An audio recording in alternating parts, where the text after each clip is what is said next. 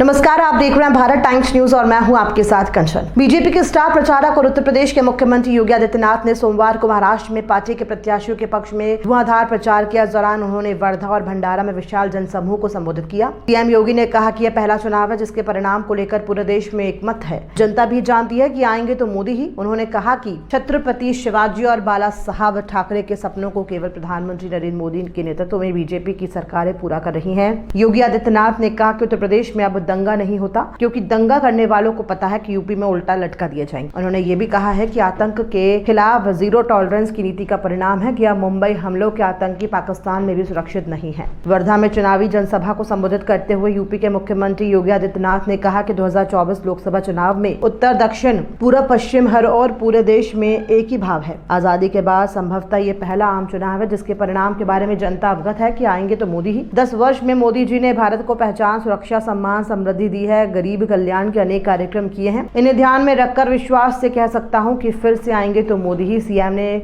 महाराष्ट्र वासियों को भारतीय नववर्ष की शुभकामनाएं दी। सीएम ने कहा कि आजादी का नेतृत्व करने वाले राष्ट्रपिता महात्मा गांधी ने वर्धा की इस पावन धरा को अपनी कर्मभूमि बनाया था। यहाँ के जरिए उस समय देश के अंदर विदेशी हुकूमत के चूल्हों को हिलाने के लिए जो अभियान प्रारंभ किया गया था, महाराष्ट्र की जनता ने उसके जरिए भारत की स्वाधीनता को नई ऊंचाइयां प्रदान करने में योगदान दिया। भंडारा में चुनावी जनसभा को संबोधित करते हुए उत्तर प्रदेश के मुख्यमंत्री योगी आदित्यनाथ ने कहा है कि छत्रपति शिवाजी और बाला साहब ठाकरे के सपनों को प्रधानमंत्री नरेंद्र मोदी साकार कर रही है। उन्होंने कहा कि उत्तर प्रदेश, जिसे पहले उपद्रव प्रदेश कहा जाता था, आज वहां कानून का राज स्थापित हो चुका है। दंगा करने वाले दंगा करना भूल चुके हैं, क्योंकि उन्हें पता है कि दंगा किया तो उल्टा लटका दिए जाएंगे। हमने जाति, मत, मजहब, क्षेत्र और भाषा के आधार पर तुष्टीकरण नहीं, जनता की संतुष्टि के आधार पर काम किया है। उन्होंने कहा कि मध्यकाल में जब ये देश मुगल आक्रांताओं की कुदृष्टि से त्रस्त था तो महाराष्ट्र में एक शक्ति पुंज में के रूप में छत्रपति शिवाजी महाराज ने हिंदवी स्वराज की स्थापना करते हुए पूरे हिंदुस्तान को एक नई ज्योति और नई ऊर्जा दी। महाराष्ट्र निकले उस तेज की आज भी पूरे